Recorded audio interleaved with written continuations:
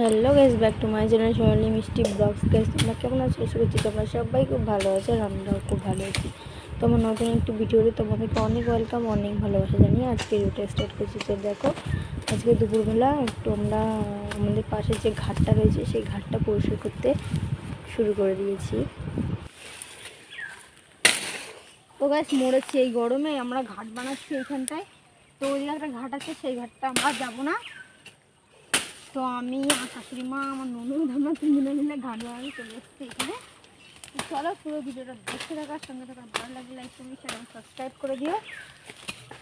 তো আমরা ঘরটা বানিয়ে না, তোমরা ততক্ষণে চ্যানেলটাকে সাবস্ক্রাইব করো। তো চলো দেখা হচ্ছে পরে, টাটা। তো তোমরা তো দেখলে আমরা তিনজনে মিলে ঘাট পরিষ্কার করছিলাম। তারপর আমার শাশুড়ি মা আর আমার ননদ জলে নেমে পড়েছে।